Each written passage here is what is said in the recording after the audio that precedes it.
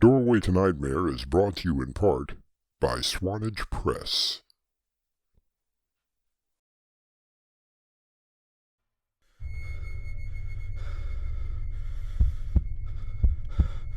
It lies in wait amidst your dreams, where nothing is ever how it seems. It is a portal to a terrifying world beyond the doorway to nightmare.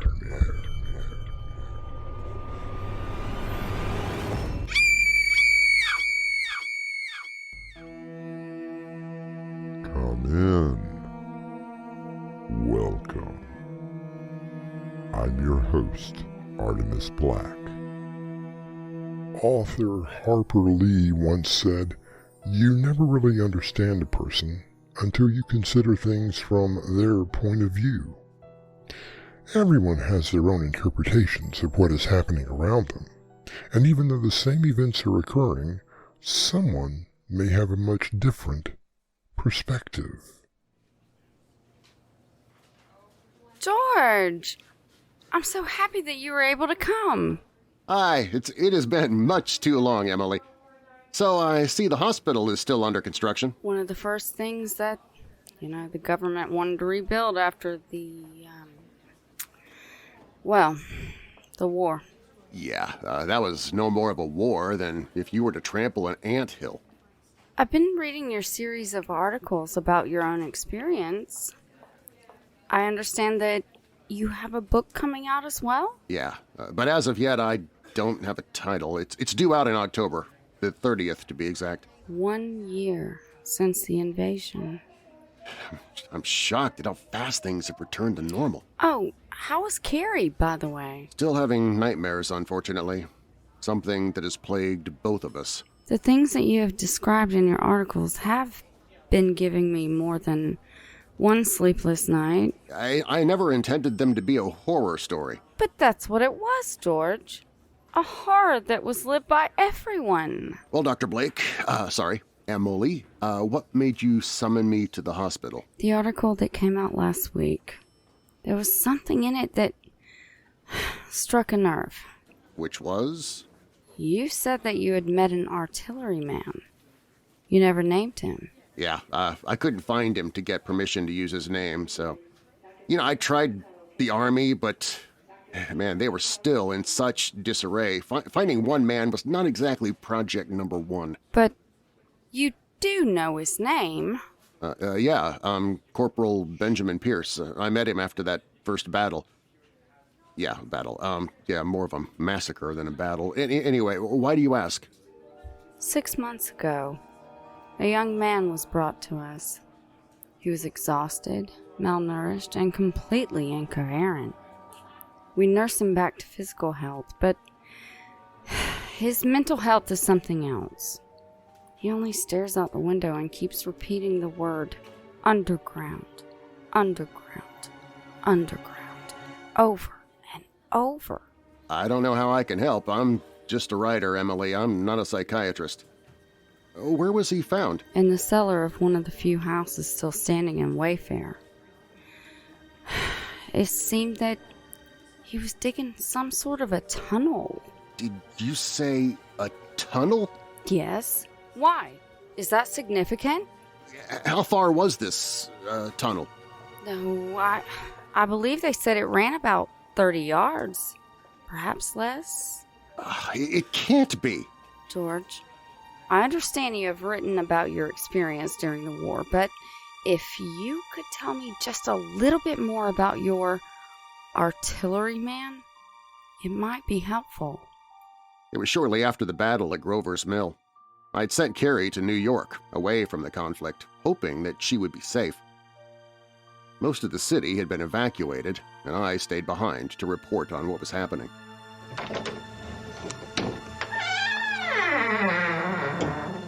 Anyone here? Come in, quickly. Here, drink this. Thank you. Who are you? Corporal Benjamin Pierce. Benji to my friends. Were you at Grover's Mill? Yes. The invaders wiped us out. Hundreds dead, maybe thousands. They attacked us. They wiped us out. Was it the heat ray? No, the invaders. They were inside these massive metal machines that stood up and walked on giant legs. Machines? Fighting machines. They attacked us. They had metal claws that picked up men and bashed them against trees. They swept away tanks and gunners. I saw one of them crush a tank like it was smashing a bug. They wiped us out. I saw another flash in the sky a little while ago. Yes, it looked like it was headed toward New York. New York? No. Carrie, my wife, I need to get there at once. And me. I've got to report to headquarters, if there's anything left of it.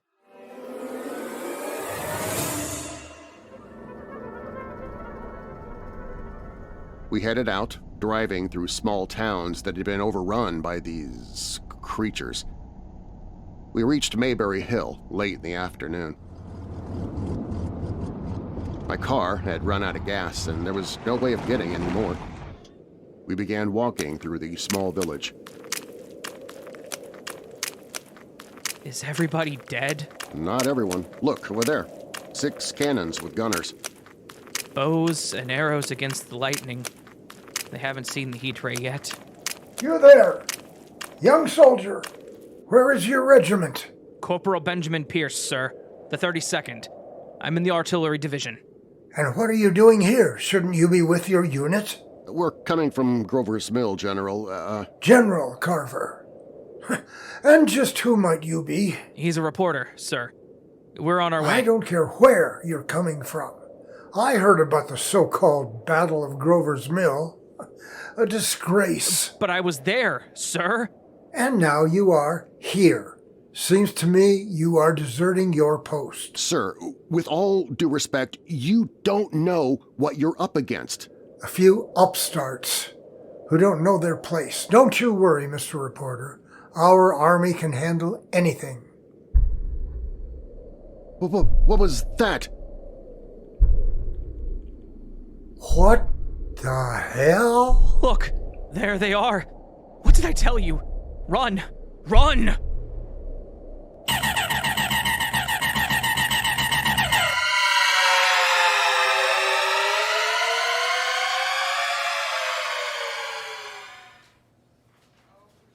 What happened? Benji ran as the general ordered his guns to fire. They took down only one of the machines before being annihilated. I jumped into the river, hoping to save myself from that blasted heat ray. Amazing. But what about the next time you met the artilleryman? That would be months later, after the invaders had destroyed much of our country.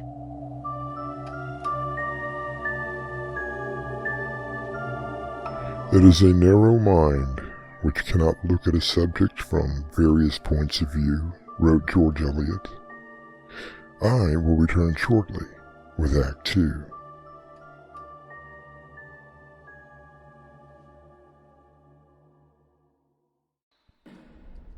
The only witness to her murder cannot speak. Until now. Click A Tale of Revenge by Winslow Swan. Now available on Amazon. Revenge is a dish best served cold.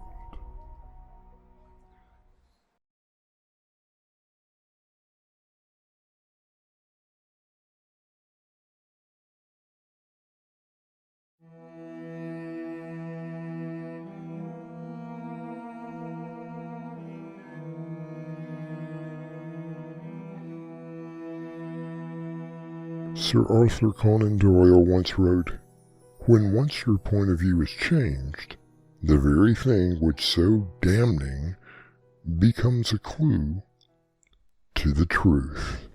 Where is this young patient of yours, Emily? Currently, he is in the day room. What's he doing? The same thing he's been doing every day for the past few months.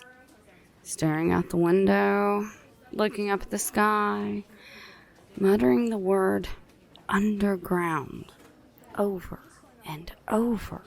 Maybe I should go in and see him, see if I can maybe snap him out of it? If not, at least it would make an interesting article. Before we do, please tell me about your second encounter with Corporal Benjamin Pierce. You read the accounts. I'm sure you remember our army getting wiped out. It seemed that nothing could stop these invaders, these creatures from another world. I kept going, finding what I could to eat so that I could sustain my strength. My only thought at that time was my beloved Carrie. I would not allow myself to think that she could be counted among the dead. I found myself just outside of Newark. For some whim, the invaders had left most of the city standing. As I walked down the street, I saw a shadow in a doorway of a house that rose up and became a man. A man. Armed and dangerous. Hold it! Who goes there? Friend. Go on. Get out of here. This is my territory, you understand. Only enough food for one.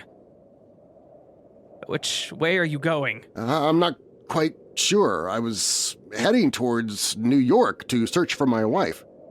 Wait a minute. You look familiar. No, it can't be. Benjamin? Benji to your friends? George. The man from Grover's Mill. Well, I'll be. Oh, they always say it's a small world. Who knew it'd get smaller after the war?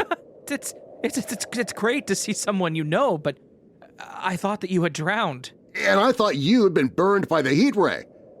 And that general, man, what a piece of work he was. Well, what do you expect from someone who is in charge, eh? So what are you doing here, Benji? Are you kidding?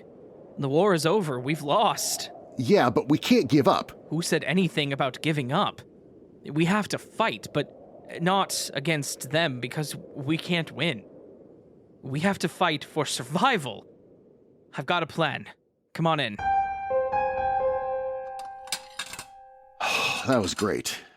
Thank you, Benji. You set a nice table, by the way. That was a great meal. And nothing but champagne now that I'm the boss. Cheers. Well then, cheers to the boss. So, what is this plan of yours? Look here, George. You've seen what happens. They clap eyes on us and we're dead. And have you seen them feed? I'd rather not think about it. Draining the blood of humans and injecting it right into them? It's disgusting. So what do we do? Think about it, George. We all go underground. Miles of drains, and don't forget the underground rail systems and subways. Plenty of room, dark, quiet, safe. And you think that will keep us safe? I've thought it all out. These beings are going to start catching us, not just killing us. We're going to be like cattle. Some of us will become pets for them. I can't believe any of us would agree to be pets. Yes, it's true. Some will do almost anything to stay alive. But us, you and me, the smart ones, we go underground. Raid the libraries for books, not poems and novels, but science and math. Imagine it. We capture a fighting machine, learn how it works, and then it is our turn to kill. Assuming we go forward with this plan, who would we get to join with us? Good, strong men and women. No weaklings. That sort, out. As you meant me to go. I fed you, didn't I? We're talking, aren't we? I did give you a chance, didn't I? Yes, I suppose you did. We will need men like you to teach the younger ones. Come on, I'll show you what I've already started.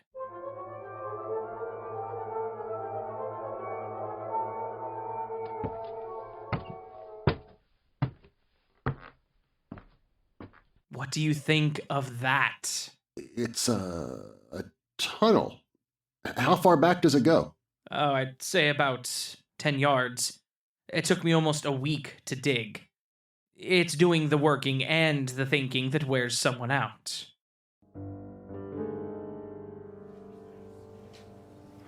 Remarkable! And you left this crazed dreamer behind? I felt a traitor to my own kind. But Carrie, I knew she had to still be alive. He swore he would never forget what I did to him. I believe that the time has come for you to meet our patient. As George follows the doctor down the hallway, a slight sense of dread begins to overtake him. Stay with us, won't you, until I return with Act 3.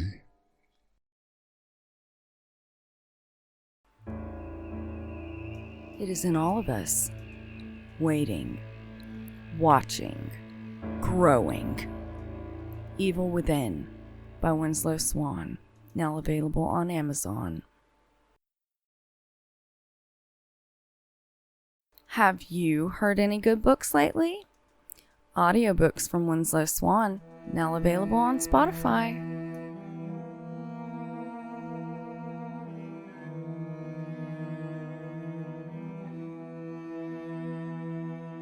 Canadian philosopher Marshall McLuhan once said, "A point of view can be a dangerous luxury when substituted for insight and understanding."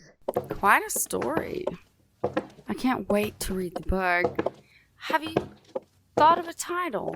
I was thinking of calling it The War of the Worlds. The War of the Worlds by Herbert George Wells. Actually, I'm trimming that down to just hgwells. Oh, yes, of course.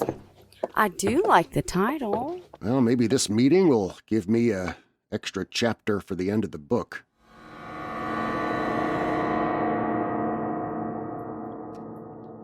Underground. Underground. We keep the radio Underground. playing. Underground. It seems to help keep everyone Underground. calmer. Underground. I'll turn it off while you talk Underground. to him. Underground. Underground. I don't know if I'm going to be Underground. of any use here, Underground. Emily. It can't hurt to Underground. try.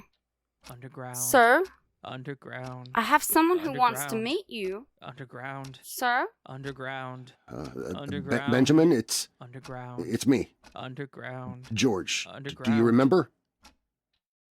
George? We met outside of Grover's Mill. Remember? They wiped us out. Hundreds dead. Maybe thousands. Yeah, that's right, yes. You do remember. George, I fed you. I gave you a chance and you left me. So now you have come back. Crawling on your hands and knees. Got tired of running away, did you? Benji, the war, it's over. It's been over for almost a year now. Are you so sure? Yes. The Martians, they're all dead, Benji. They couldn't take our bacteria that we have become immune to. Our researchers and scientists, they've already started examining their bodies, their machines, hopefully learning something from them. We really should have gone underground and stayed there.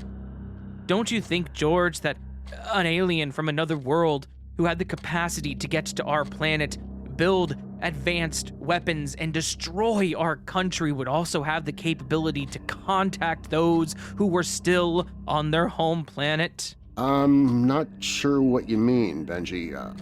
I suppose they could, but what of it? You saw it, George. How they grabbed up people, drained them of their blood to feed on. But what if they were doing something else? Like what? What more could they have possibly done to us? Perhaps studied us. Maybe found a way to become us. Maybe you should go and lie down, Mr. Pierce. No, hang on, Emily. Let him talk. Benji, what are you trying to say? Hey! Look out the window! Do you see that? I was one of the last Martians. I crawled my way towards that house where you left the young artillerymen. We found a way to inhabit your bodies. No, not again. I made the report to my superiors on Mars. They found a way. The war was never over. Only the first vanguard was killed. What is he saying, George? We only got a short reprieve. We not only invaded your world, but your bodies. Quick, Emily, turn on the radio.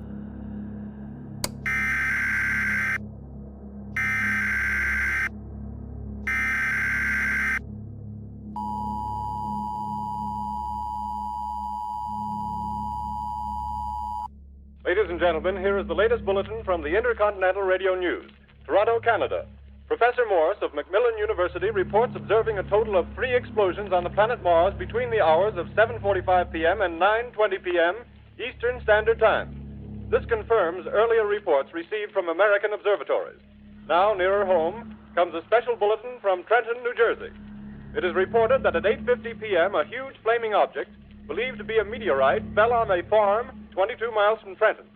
The flash in the sky was visible within a radius of several hundred miles, and the noise of the impact was heard as far north as Elizabeth.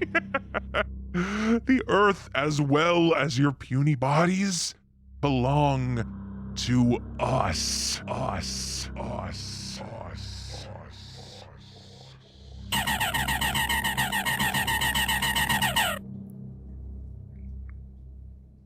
As George and the doctor looks out the window, they see more and more green flashes in the night sky.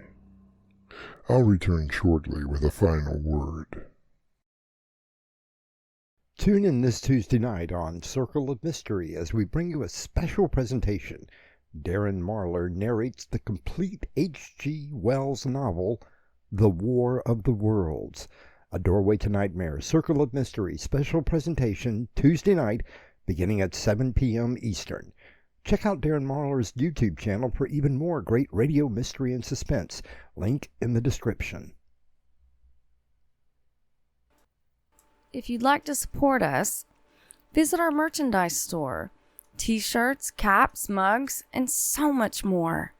Visit doorwaytonightmare.com today.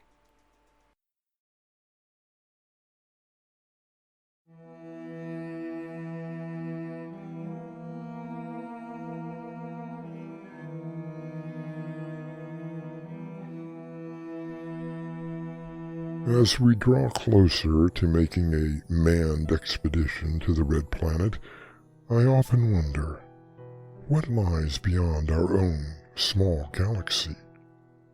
What sort of creatures could be looking towards our own blue and green planet with envious eyes, slowly and surely drawing their plans against us? Our cast included Crimson McKenzie, Darren Marlar, Raven Adams, and Dave Arkipov. The story was based on characters created by hgwells, edited by Crimson McKenzie, and directed by Winslow Swan. And now, a preview of our next tale. I know that you're there, sitting in my chair, reading that book. I saw the page turn as if by an invisible finger. There! It happened again. But what are you? What sort of being are you? What sort of thing are you? I must know. Or I will go mad. Doorway to Nightmare is brought to you in part by Swanage Press. This is Artemis Black, inviting you to return with us to the Doorway to Nightmare for another adventure into the terrifying world of your imagination. Until next time, slumber peacefully. Epilogue. The butler did it.